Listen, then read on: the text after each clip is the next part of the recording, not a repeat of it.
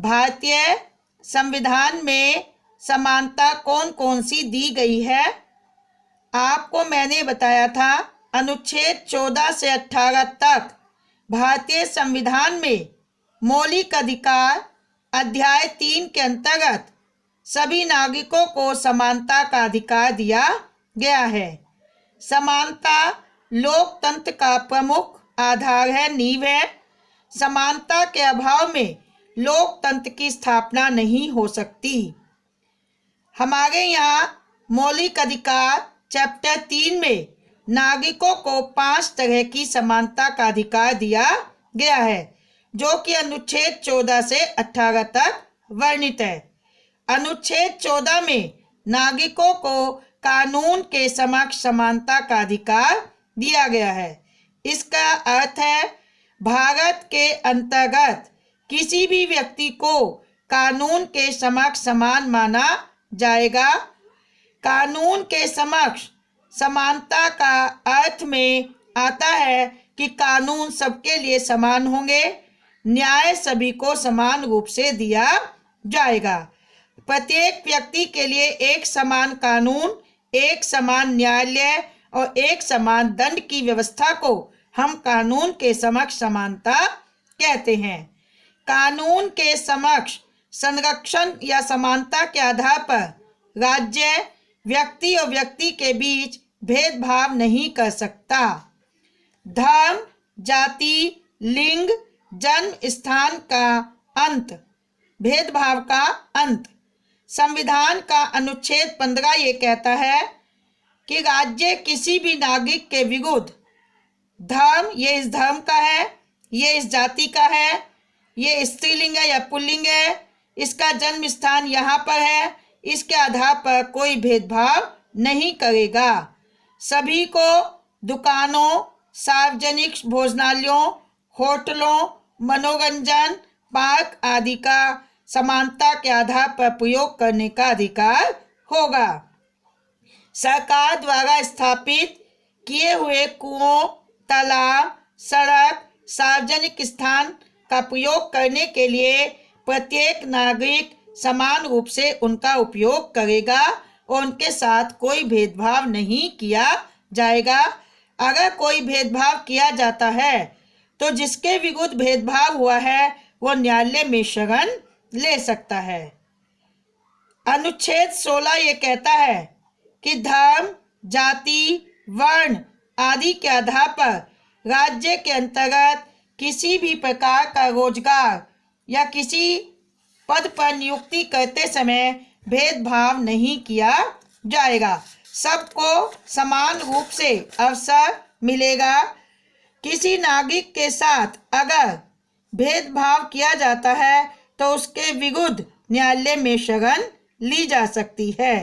भारत का प्रत्येक नागरिक उच्च पद प्राप्त कर सकता है, चाहे वह स्त्री हो या पुरुष। सबको समान अधिकार नौकरियों में दिया गया है, सरकारी नौकरी में। अनुच्छेद जो है 17 ये कहता है भारत में अस्पृश्यता, जो कि एक बीमारी के रूप में थी जिसने समाज को अपंग कर दिया था, उसको दूर किया गया है। इस अधिकार के अंतर्गत किसी नागरिकों को अस्पृश्यता के आधार पर किसी भी अधिकार या समानता से वंचित नहीं किया जा सकता। जो व्यक्ति या राज्य ऐसा करने की कोशिश करेगा उसे दंडित किया जाएगा। अस्पृश्यता को दंडनीय अपराध बनाया गया है अनुच्छेद 17 के द्वारा। उपाधियों का अंत। संविधान के अनुच्छेद 18 के द्वारा उपाधियां समानता के मार्ग में बाधा सिद्ध हो गई थी तथा समाज में विषमता को उत्पन्न कर गई थी। इसलिए सेना, शिक्षा संबंधी उपाधियों के अतिरिक्त अन्य उपाधियों को समाप्त कर दिया गया है, जैसे राय बहादुर की उपाधि। ब्रिटिश शासन काल में ऐसी उपाधियां दी जा रही थी जो समाज में ऊंच नीच या विषमता को जन्म देती थीं।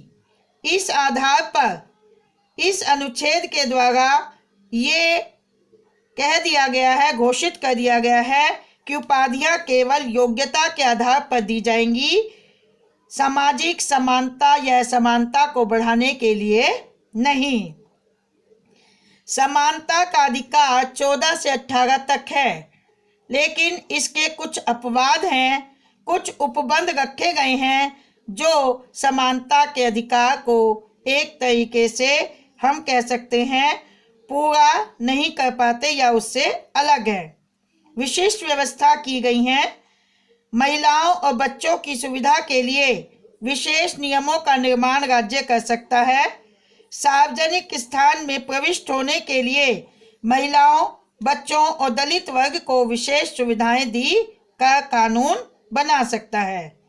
समाज के कुछ वर्गों के लिए सरकारी सेवाओं में स्थान सुरक्षित किए गए हैं जो पिछड़ी जाति, अनुसूचित जाति और जनजाति से संबंधित हैं। संविधान द्वारा राज्य को यह अधिकार दिया गया है कि यदि वह चाहे तो किसी पद के लिए निवास और स्थान संबंधी योग्यता निश्चित कर सकता है। फॉर एग्जाम्पल, उत्तर प्रदेश का राज्य ये कह सकता है कि उत्तर प्रदेश की कुछ नौकरियों में प्राथमिकता उत्तर प्रदेश में रहने वालों को दी जाएगी। राज्य सामाजिक तथा शिक्षा की दृष्टि से अनुचित जाति और पिछड़ी जातियों के लिए विशेष नियमों का निर्माण कर सकते हैं। समानता का मौलिक अधिकार और उसका महत्व बहुत अधिक है। विशेषकर अस्पृश्यता का जो उन्मूलन किया गया है वो बहुत ही अधिक है और एक तरीके से उसके द्वारा समाज में फैली हुई विषमता और कुरीति को दूर किया गया है। यह आपका समानता से संबंधित जो अध्याय है वो संपूर्ण हो जाता है।